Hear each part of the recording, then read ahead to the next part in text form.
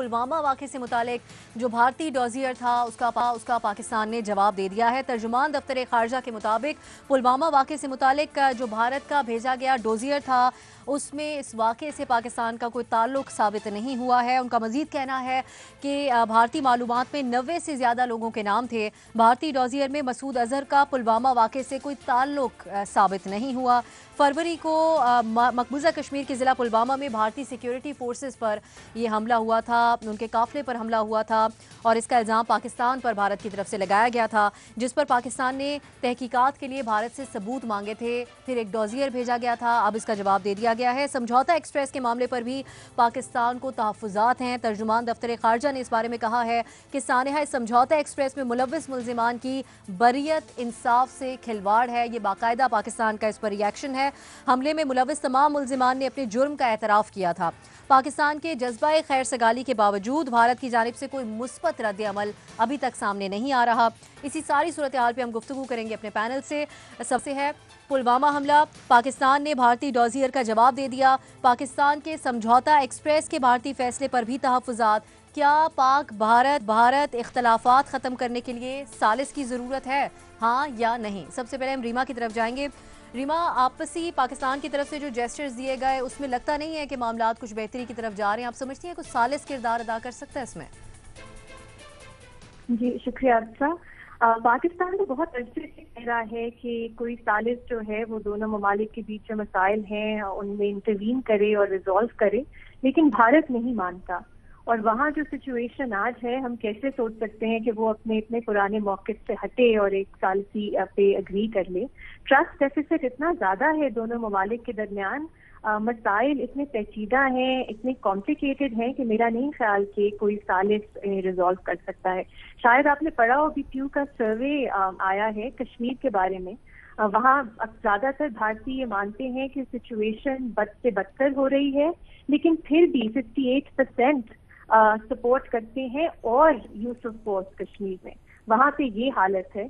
और पाकिस्तान में जब कोई नॉन स्टेट एक्टर से एक्शन की बात करता है तो उन्हें हम कहते हैं कि नहीं, आप ट्रेटर हैं, क्योंकि ये वक्त नहीं है इस तरह की बात करने का।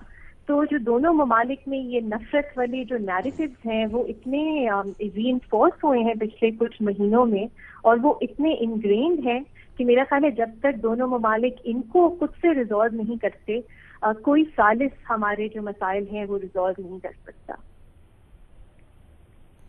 सही, आप नहीं समझती कि सालिस हो भी तो कुछ हो सकता है। हफीजुल्लाह न्याई साहब, आपके ख्याल में भारत क्यों नहीं मानता? एक थर्ड पार्टी अगर बीच में हो तो शायद बेहतर तरीके से, मुख्तलिफ तरीके से देखा जा सकता है। देखिए, मेरा ख्याल है कि भारत ने को मानना होता तो शिमला एग्रीमेंट से ज़्यादा कौन सी बड़ी डॉक्यूमेंट है जिसमें कहा गया था, और उसमें हमने एक बड़ा अपना सूली स्टैंड जो है उससे हम 2 स्टेप पीछे हटे थे, और हमने कहा था कि अब आइंदा हमारे जो कश्मीर का मामला जो है तो ये भारत पाकिस्तान मिलजुल के हल करेंगे। अच्छा, वहाँ पे मिलजुल के हल करने के साथ ही एक बात एलिमिनेट हो जाती है कि तीसरा फरीक उसमें अमल दखल नहीं करेगा। फिर लेकिन और एक चीज़ और थी कि अगर ना हल हुए तो फिर यूनाइटेड नेशन जो है उसके कवानीन के मुताबिक हम अपने मसाइल को हल कराएंगे। तो शिमला एग्रीमेंट के तहत जिसके जो अभी तक पाकिस्तान और भारत जो हैं बज़ाहिर उसकी पाबंदी करते नज़र आ रहे हैं, तो जब जो कश्मीर का मसला है वो भी हल नहीं हुआ, और फिर इस पे तो भारत ने अगर कोई एलाबाई क्रिएट किया है, कोई ऐसा करने की कोशिश की है जैसे पाकिस्तान को बदनाम किया जाए, तो वो क्यों सालसी कबूल करेगा? और सालसी के पीछे तो फिर सारी चीज़ें सामने आ जाएंगी। सालसी क्या, वो कोई इंडिपेंडेंट इंक्वायरी भी नहीं होने देगा। फिर जो बात में की जब यानी कि आदिल डार की जो स्टेटमेंट है उसका एग्जामिन किया पाकिस्तान ने, वही 30 नाम या 28 नाम उन्हें फॉरवर्ड किए, जो हर उसके बाद वही नाम आते हैं, वही तकरार, ये चाहे पठानकोट हो चाहे मुंबई हो, ये नाम है, और वो बार बार जो उनको मुख्तलिफ तरीके से उन्हीं नामों को जोड़ दिया जाता है, जिसमें मसूद अजहर का नाम है, हाफिज सईद साहब का नाम है जी। और ये सारी चीज़ें हमें डिफेंस उस पर जो है एक बैकफुट पे डालने के लिए। आखिरी बात यह है जी कि हमें जरूर से ज़्यादा हम डिफेंसिव हो गए हैं। उसकी वजह वजूहत कुछ और भी है, बैकग्राउंड प्रेशर है, FATF है। हमने कहा जी हमने तो गिरफ्तारी भी की है आपके कहने पे, तो हम क्यों कह रहे हैं कि हमने उनके कहने पे गिरफ्तारी की है? ये गैर जरूरी चीज़ है, सालसी वो नहीं मानेगा। सही। नहीं समझते आपके मानेगा महमल, जो बेस्ड इल्जामात खास तौर पर पुलवामा वाकया जिसका डॉजियर जिसमें कोई दम नहीं है, जो इल्जामात लगाए गए हैं, आप समझती हैं कि भारत डरता है सालसी से? देखिए, इसमें मैं भी नहीं कई ऑप्शन लूँगी अब्सा, क्योंकि एक तो वही वजह है कि पाकिस्तान तो हमेशा कहता है कि आप थर्ड पार्टी कर ले आए और मीडिएशन करा लें, लेकिन भारत ने पहले दिन से ये कहा था कि ये बायलैटरल इश्यूज़ हैं सारे जो पाकिस्तान और इंडिया के दरमियान हैं, इंक्लूडिंग कश्मीर, टेररिज्म, बाकी, तो इसके अंदर हम किसी तीसरे को नहीं आने देंगे, ना हम बात करेंगे। अच्छा, जहाँ तक ये बात है, जो क्योंकि आपने देखा भी होगा कि जब 27 को एक अटैक का ख़तरा था, मिसाइल स्ट्राइक का ख़तरा था, तब सालसी ज़रूर हुई, तब कई ममालिक इसके अंदर बैनुल-अक़वामी ताकतें इसके अंदर पड़ी और उन्होंने वो रोका पाकिस्तान और भारत की ताकि फुल फ्लेज वॉर ना हो। तो डी एस्केलेशन के लिए तो सालसी पे भारत मान गया, लेकिन जब ये बातचीत का मसला आता है तो भारत कहता है हमने तीसरी पार्टी को हमने इन्वॉल्व नहीं करना। डोसियर की भी आप बात कर लें, देखिए जो मुंबई का डोसियर था उसके अंदर वाकई ही इतनी ज़्यादा हार्ड एविडेंस था कि जिसकी वजह से यहाँ पे एक ट्रायल भी स्टार्ट किया गया। तो हार्ड एविडेंस जो डोसियर के अंदर होता है, जिस तरह आप देख लें कुलभूषण जाधव एक हार्ड एविडेंस है, अजमल कसाब एक हार्ड एविडेंस था, इस तरह की चीज़ों पे हो जाता है। पुलवामा के अंदर मसला ये है कि उनका कश्मीर का ही लड़का था, उसकी अपनी ग्रीवेंसेस थी, ये भी पता है, जो उन्होंने भेजा होगा उसके अंदर जाहिर बात उन्होंने नाम ज़रूर दिए होंगे, लेकिन उन्होंने कोई ऐसा हार्डकोर एविडेंस नहीं दिया होगा। भारत ज़रूर इस चीज़ से डरता भी होगा, मैं ये मानने को तैयार हूँ कि वो डरता होगा, क्योंकि अगर तीसरी पार्टी बीच में पड़ती है फिर वो दोनों साइडों पे जाएगी। सबसे पहले तो कश्मीर के मसले पे तीसरी पार्टी जाएगी, वो हमारे कश्मीर में भी जाएगी, वो उनके कश्मीर में भी जाएगी। वो अपने कश्मीर में तो NGOs को, एमनेस्टी जैसी तंजीमों को भी नहीं आने देते, वहाँ से वो प्रॉपर इंडिपेंडेंट रिपोर्टिंग भी नहीं होने देते। तो वो जाहिर बात है डरते हैं, क्योंकि उनका केस वीक है कश्मीर के मामले पर, हमारा उसमें थोड़ा सा ज़रा स्ट्रॉन्ग है। तो एक ये भी वजह है। दूसरी चीज़ बात यह है कि देखिए हम 70 साल तो हम दोनों कौमों को हो गए हैं आज़ादी हासिल किए हुए, तो मेरे ख्याल में हम दोनों को ममालिक को आपस में बैठना पड़ेगा, बैठना चाहिए। अगली जो भी हुकूमत भारतीय आती है, दोनों को बैठकर एक रिस्पॉन्सिबल एडल्ट जिस तरह होते हैं ना, उस तरह बैठकर अपने मामलात हल करने पड़ेंगे। ये नहीं हो सकता कि हम तीसरी पार्टी के लिए आपस में बैठ के मामलात हल करने पड़ेंगे। ठीक, सही। और आप समझते हैं नहीं सूट करता उनको कि कोई सालिस हो? इरशाद भट्टी साहब, आपके ख्याल में नहीं मानेंगे? इरशाद भट्टी साहब, सालिस आपके ख्याल में बेहतर ऑप्शन होगा या आपस में दोनों मुल्क मिलजुल कर बात करें, पाकिस्तान ज़्यादा मौसर तरीके से इंटरनेशनल फोरम्स पर भी आवाज़ उठाए? देखिए, कुलभूषण का मामला हो, शिमला एग्रीमेंट हो, अक़वाम मुत्तहिदा की करारदादें हों, पानी मुआहदा हो, का भारत ने हमेशा किसी भी बातचीत जो किसी मुफीद एंड की तरफ निकले या जाए उससे भागा है। आप पुलवामा के बाद सऊदी अरब, UAE, अमेरिका, चीन सारों ने सालसी की पेशकश की, मगर उन्होंने नहीं माना। हाँ, जब माना तब जब हमने अपने जवाबी पैगामात भिजवाए कि अगर एक करेंगे तो दो करेंगे, अगर ये करेंगे तो वो करेंगे, अगर ये करेंगे तो उसके बाद वो माना है। उससे पहले ये कोई सालसी पे नहीं माना। मैं तो ये खबर भी पढ़कर हैरान हो गया हूं कि बाकी सारे पुराने डॉक्यूमेंट्स भेजे हैं, पुलवामा हमले के बाद पर जो डोजियर भेजा है वो एक सफ़े का है। मतलब पुलवामा हमले के 3 घंटों बाद जिस भारत को ये यकीन हो गया था कि पाकिस्तान ने वो पुलवामा हमला करवाया है या खुदकुश हमला करवाया है, जिस मौक़िफ़ को मानकर अमेरिका से यूरोप तक सारी कौमें भारत के साथ खड़ी हो गई थी, जिस भारत ने बालाकोट जारियत कर दी, मिसाइल हमलों का मनसूबा बना लिया, और जिस खुदकुश हमले की वजह से 2 न्यूक्लियर कुव्वतें यकीनी जंग में से बाल बाल बची हैं, इस खुदकुश हमले का एक सफ़े का सबूत है। यानी आप इससे अंदाज़ा करें कि मतलब क्या, यानी साबित हो गया कि इस हमले में पाकिस्तान का कोई किरदार नहीं। ये तो फिर ऐसी बात है, मोदी और इंतहा पसंदों का इलेक्शन ड्रामा था, साबित हो गया। और जो भारत में अपनी आवाज़ें उठ रही थी कि ये झूठ बोल रहा है भारत, या ये अपनी जो इंटेलिजेंस फेलियर है उसको पाकिस्तान पे डाल रहा है, या ये कश्मीर के मकामी लोगों का रद्द अमल है, तो वो भी साबित हो गया। लिहाजा एक सफ़े के डोजियर के बाद तो पाकिस्तान का ये बनता है ना कि भाई सबूत दें, हम कार्रवाई करते हैं।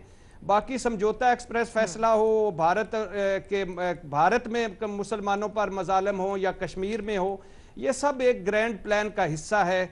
जहां तक सालिस का ताल्लुक है तो बैकडोर सालिसी तो हमेशा से चलती आ रही है और चल रही है, मगर अभी अगले 6 माह साल तक कोई ऐसा नहीं बनेगा कि कोई मुज़ाकरात हो या खुलकर सालिसी की कोई पेशकश मानेगा, क्योंकि इलेक्शन के बाद ही ये सारा कुछ जो कुछ भी होगा वो इलेक्शन के बाद ही देखा जाएगा। ठीक, आपको नहीं नजर आ रहा ऐसा कुछ? शहजाद इकबाल साहब, अब सर्द महरी की ये सूरत हाल है कि कोई भी वाकया भारत में होता है तो उसका इल्ज़ाम पाकिस्तान पर लगा दिया जाता है। आपके ख्याल में अगर सालिस हो, पाकिस्तान इस चीज़ पे जोर दे, तो कौन हो सालिस जिस पे भारत भी मान जाए? देखिए, कोई भी ऐसा सालिस नहीं होगा जिस पे भारत मानेगा। मेरे ख्याल से रीमा ने और महमल ने जो बात की है वो बड़ी पर्टिनेंट है। माजी में भी ये देखा गया है कि डेडलॉक सिर्फ इस बात पे नहीं रहा है पाकिस्तान और इंडिया के दरमियान कि किन इशूज़ पे बात होनी है। डेडलॉक इस चीज़ पर भी रहा है कि इंडिया नहीं चाहता कि कोई तीसरा मुल्क आके सालिसी का किरदार अदा करे।